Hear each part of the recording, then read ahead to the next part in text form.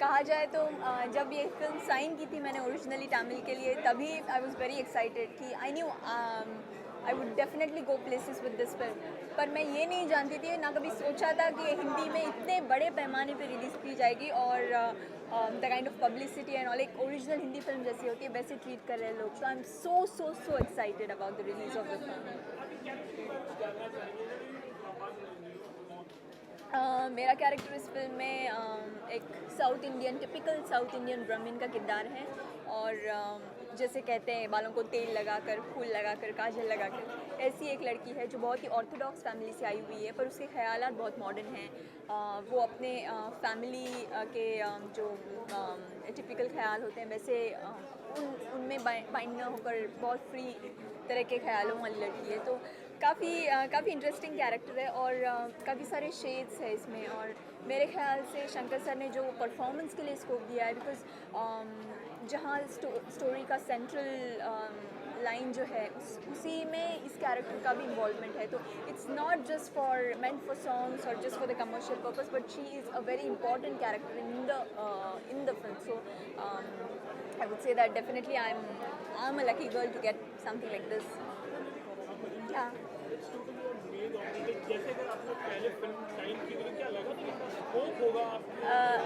बिल्कुल नहीं, क्योंकि मैं शंकर जी की फिल्में बचपन से देखते आई हूँ। जहाँ तक मुझे याद है, हमसे मुकाबला सॉन्ग्स इतने पॉपुलर थे कि सारे हिंदी के काउंटडाउन्स में नंबर 1 सॉन्ग हुआ करता था हमसे मुकाबला का। तो आई न्यू कि film wise it's definitely going to be a blockbuster hit और बहुत ही बड़े पैमाने पे बनेगी ये फिल्म। पहले ही कहा गया था कि बजट इस फिल्म का बहुत बड़ा है, तो आई वाज वेरी श्योर कि कैरेक्टर के लेंथ में मैंने कभी बिलीव नहीं किया। I always believe in the strength of the character. और मेरे ख्याल से अगर देखा जाए, अभी आप लोगों ने फिल्म देखी तो आपको पता है कि एक जिसे कहते हैं कहानी में throughout the film she is there, no matter कम ज़्यादा, उसमें she is there throughout the film. और बहुत ही इम्पॉर्टेंट कैरेक्टर है। तो आई नेवर थॉट कि लेंथ कितना होगा या इम्पोर्टेंस होगा या नहीं, because I totally had trust in Shankar से। तो मैंने आई जस्ट आंखें बंद करके I accepted the film and touchwood is doing so well, so I am very happy about it. इस तरह की फिल्में हैं जो हमारे जिसमें नई टाइप की कहानी थी और इस तरह के होराइजन ओपन होने की, क्योंकि वही एक ही टाइप की कहानी नॉर्मली देखा जाए तो शंकर जी की सारी फिल्में अलग होती हैं, एक मैसेज देते हैं वो अपनी फिल्म्स के थ्रू। और लेकिन रिपीटेड नहीं होता है, मतलब इट्स नॉट रेपिटेटिव। जो भी बनाते हैं फिल्में सारी अलग अलग तरीके से बनाती है। और इस फिल्म में एक खास बात है कि उन्होंने MPD मतलब मल्टीपल पर्सनालिटी डिसऑर्डर का जो एक सेंट्रल पॉइंट लिया, दैट इज़ वेरी इंटरेस्टिंग। मतलब लोगों ने आज तक देखा नहीं है स्क्रीन पे इतने बड़े स्केल पे। तो that is something which is very interesting and I am sure people are going to enjoy watching the film through out.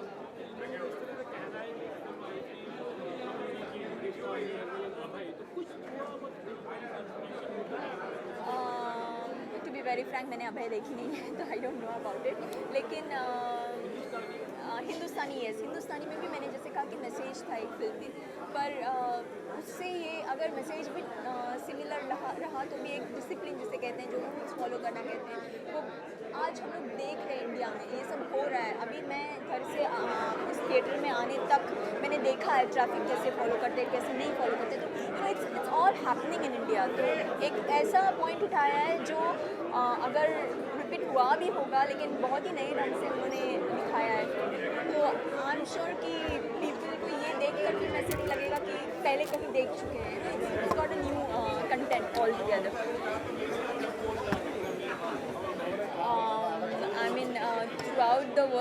throughout the making of the film, I always used to say कि he is definitely he deserves national award for his performance in this film. He's been so natural and it was a very difficult role for any actor for that matter, but उन्होंने बहुत ही आसानी से बहुत ही easily किया हुआ है। मतलब कोई भी ट्रांसफॉर्मेशन हो, चाहे वो अम्बी से रेमो हो या रेमो से अन्य अपरिचित हो, कोई भी ट्रांसफॉर्मेशन हो बहुत ही आसानी से किया हुआ है उन्होंने। तो मेरे ख्याल से ही डिज़र्व्स अपलॉज तो लोगों का उन्हें मिल ही रहा है, तो उसके लिए तो मैं कुछ नहीं कहूँगी। लेकिन डेफिनेटली अवार्ड्स भी बहुत सारे इस साल के उन्हीं को जाएंगे। I am very sure.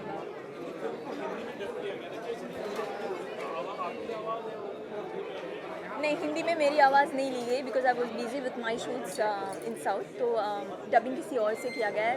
जब मैं फिल्म देख रही थी अभी तो मुझे बहुत बुरा लग रहा था, काश मैंने किया होता डबिंग, तो एक फील होता है जो जब हम शूटिंग करते वक्त जो करते हैं। तो हालांकि तमिल में भी मैंने नहीं किया है, लेकिन जब हिंदी मेरी मदर टंग है, जब मैं लैंग्वेज को जानती हूँ, तो आई फेल्ट कि इमोशंस मैं और अच्छी तरह से कर सकती थी, पर बिकॉज आई वॉज बिजी नहीं हो पाया, तो it's okay, I mean whatever.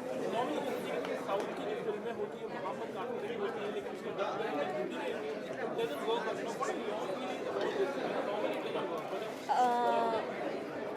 इस फिल्म के there are no chances of not working because एक जो कहते हैं कि जो फील है it's basically about India, I mean it's basically about Indian people and society and the kind of rules and regulations that they are not following.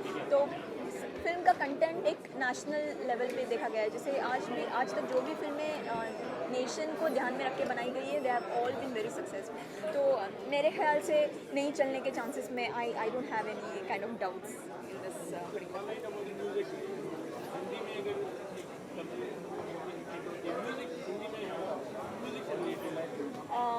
Music जहाँ तक मैंने जहाँ तक शंकर जी की फिल्में आज तक देखी हुई हैं, हमसे मुकाबला हो या जीन्स के सॉन्ग्स बहुत ही बढ़िया तरीके से शूट किए गए थे। फिर उसी तरह से हिंदुस्तानी हो या नायक हो, सॉन्ग्स उनके हमेशा लोगों ने पसंद किए हैं, हमेशा काउंटडाउन्स पे आया करते थे। तो मेरे ख्याल से इस फिल्म के सॉन्ग्स भी बहुत पॉपुलर होंगे डेफिनेटली, और काफ़ी अलग अलग किस्म के सॉन्ग्स हैं, एक ही टाइप के नहीं है, रेपिटेटिव नहीं है। एक सॉन्ग फोक है तो एक सॉन्ग ट्रेडिशनल है, एक सॉन्ग वेस्टर्न है, तो बहुत मिक्सचर ब्लेंड करके उन्होंने बनाया गया है। तो मेरे ख्याल से music is also definitely going to rock, not as yet but definitely इस फिल्म के through hopefully. Come on, fast. I think the subject is very unique, और परफॉर्मेंसेस और लोग फ्रेश चेहरे देखना पसंद करते हैं। हिंदी में ज़्यादा करके लोगों ने हर किस्म के आर्टिस्ट को या हर किस्म के अच्छे फिल्म्स को एक्सेप्ट किया है। तो मेरे ख्याल से यूएसपी देखा जाए तो subject and performances, direction, script. Come on, fast.